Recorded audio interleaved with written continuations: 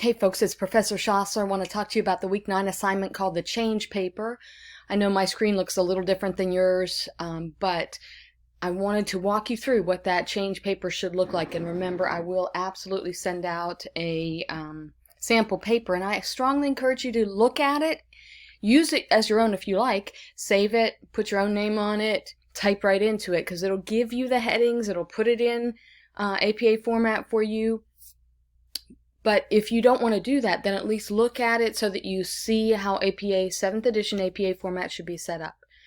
So remember, always go to the instructions section to see what it should look like, what you should be doing for your assignment. So in this assignment, we hear that we're going to assess a current semi-direct or indirect nursing situation. Semi-direct or indirect nursing situation.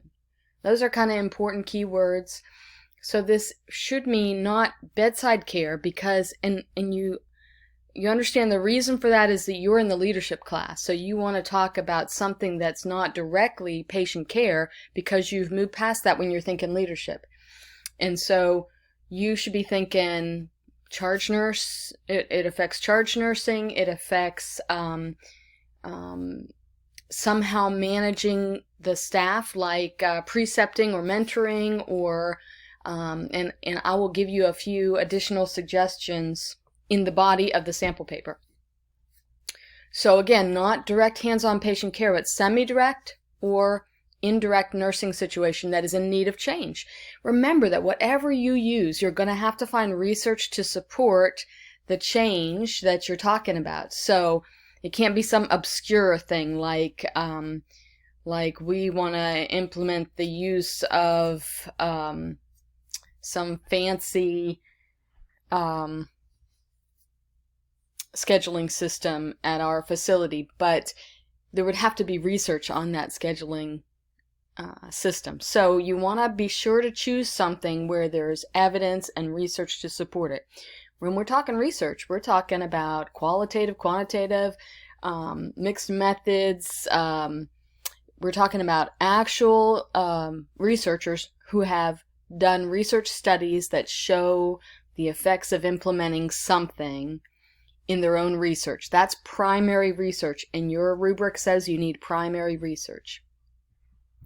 So remember, choose something, and again, I'll give you some examples in your sample paper. Choose something that has research and evidence to support it already, because you're going to need that. Don't make it harder on yourself than it needs to be. So you're going to choose that, then observe a healthcare environment focusing on the area of the nursing process that are inefficient, unsafe, or problematic. Sorry, just blacked out there for a second.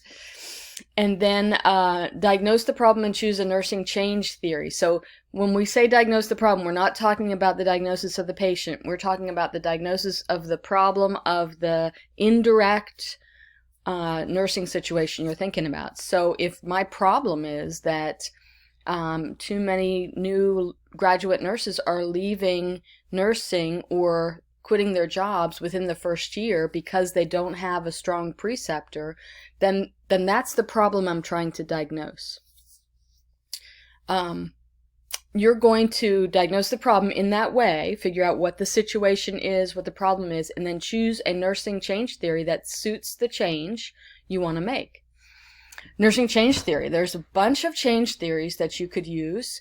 I'm going to focus on just one example, and keep in mind this is not the only change theory in the world, but it's just one I like to talk about. Lewin's change theory. It's an easy one. I'm going to put a resource in the announcement with this video and your sample paper of kind of an old resource now. I believe it's from 2013, so it's more than 5 years old, but it's still a great resource because it shows you exactly the steps of that change theory, or compares it to other change theories so you could actually choose something else that's listed there. So you're going to need a change theory because you're going to give examples from that change theory, the steps in the change theory, and how your change would fit into that change theory.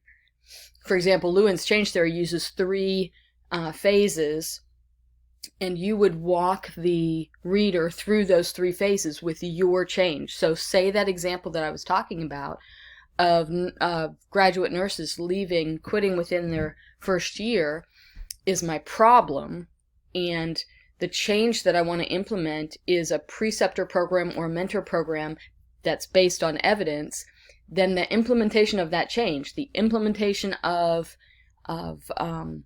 the preceptor program would be based on the change theory, and I would use the 3 phases of Lewin's change theory to talk about that change. You're going to explain how to implement the change, develop criteria to evaluate the effectiveness, because we always want to know if we're making things better or worse, or not changing them at all, based on the change we implemented. So you need measurable outcomes to do that. And a measurable outcome, for example, in my example, is the retention of nurses, right? The number of new grads that leave within the first year or that are retained within the first year, whichever way you want to look at it. That's a measurable outcome. And then you want a timeline for change and reflect on how your change affects the nursing profession. So those are the things that are going to make up this assignment that you have. And the details, you hear a little bit more about it. You're going to complete the reading assignment and the interactive lesson, of course, before you do the assignment.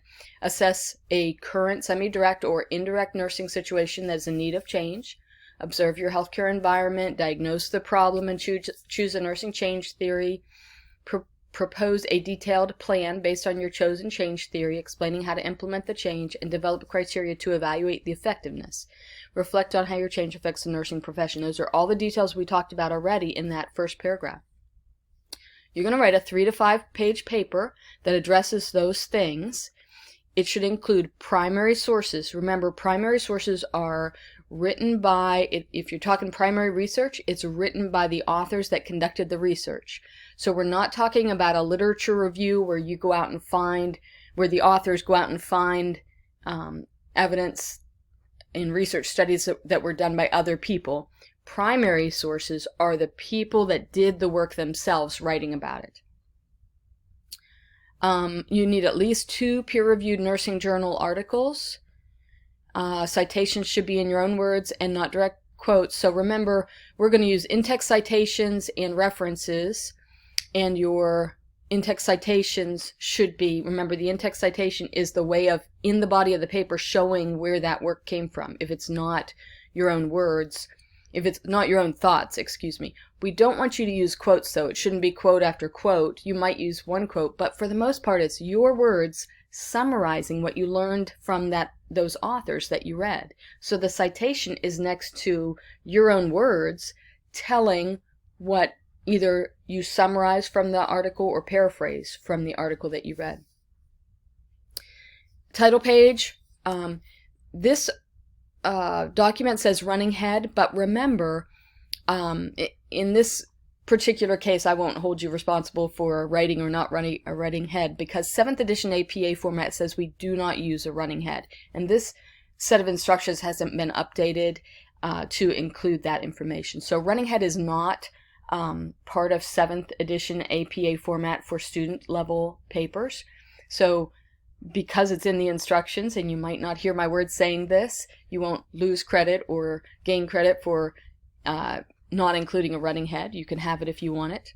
You do need appropriate headings in a reference page. Remember, APA papers require the use of at least level 1 APA headings, which are centered and bolded in 7th edition APA format. And of course, your reference page as well. Double space, Times New Roman, 12-point font, APA style, and cite all sources. So every reference has to be included in the body of your paper as an in-text citation at least once, but it should be cited every time you use the words from that, or the thoughts from that author. And then your naming convention is there. So again, remember, your rubric should tell you exactly how you're going to be graded, and it should help you build an outline for that paper. And that's what I use when I build a sample paper for you. I take the rubric criteria and choose the ones that need to be headings and make them headings. Now, this particular paper doesn't have a lot of information as criteria. Under the research criteria, it says you need 4 or more reliable sources and sufficient information to support the topic. Research in depth, revealing new insights. So So that research needs to be primary research where you find, for example, using the example I gave you earlier, if I was talking about introducing a preceptor or mentorship program, then I need research from authors that actually did the research themselves, talking about how preceptor programs or mentorship programs have changed outcomes in their studies. And then content, you're going to have appropriate topic, again, not direct patient care related, but indirect patient care, semi-direct patient care, or indirect patient care, because we're thinking leadership. You need a proposed plan containing specific ideas for change. You're going to use the change theory and give a timeline and reflect on how it's going to change nursing process, or has even already changed nursing based on the evidence that you found in your research studies. Of course, always want to go back and do a grammar or spell check. Use the spell check feature on your Word document. And then if you have any trouble with grammar or if you lost points in the past, read your work aloud, because we type so fast sometimes. We're typing faster than we're thinking. Sometimes if you read aloud your sentences, you will find small errors that you can fix. And then make sure your references are listed in APA format and that you have in-text citations that are in APA format as well. Remember, we don't want you to use a lot of quotes. You might use one quote in this paper, but for the most part, use summary or paraphrasing of the work that you read. And so when you do that, you need the author's last names. If the work was written by 3 or more authors, you'll take that first author's last name, say it was me, and say Schossler et al., period, comma, the year that it was published in, 2021, and parentheses. If it was a work written by one author, of course, you'll always have that author's name. And if it was written by 2 authors, you would always have both authors' names. 3 or more authors, the first author's last name, et al., period, comma, and the year. And I'll show you an example of that in your sample paper. Okay, so that's the guts of this paper. Remember, to get to these sources, you certainly can use an outside location to look up. I know a lot of you have used the NIH websites, but remember, you're being asked to use nursing journals. So you need a reference from the nursing journal, not from the NIH website. So make sure the nursing journal is referenced. And remember that you can go to your to the library here. I know you saw in the last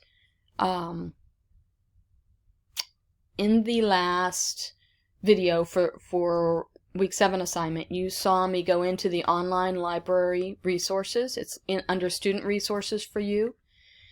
And once you go in there, you're going to narrow down what you're looking for. Remember, we're in health and medical, so that's where we want to focus. And once you go into health and medical, then you can see a whole bunch of different things to choose from. Remember, we're looking for research articles, so we really want to focus on databases that hold nursing and healthcare research. PubMed is a great area, Research Library of the Health and Medicine, or you can search everything up here under Search All Databases and then narrow down from there. If you knew your topic, say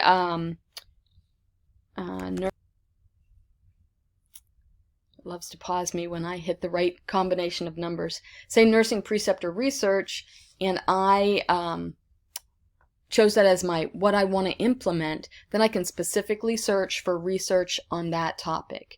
And then once you get into the LIRN library, you want to make sure that you are choosing full text articles. You just can't do a paper without full text. Peer reviewed, because you know you need peer reviewed work. And then you're also looking for nice recent works from the last 5 years. And so you can narrow down the years here, or you can wait and narrow it down after you have found articles that interest you. Because if I found an older article, I might be able to find newer articles using that one. So then I would just pick up these articles and read them to see what kind of research. Are they really research articles, or do they mention research in the body of the article? Because we know we're looking for some research articles to go in this paper. If you have questions, I would love to talk to you about it. I know that you are all interested in scoring high on this paper. Take a look at the sample paper, jump in the library, and then send me your questions or bring your questions to class this week. I'd love to talk to you about them. All right, folks, jump right in.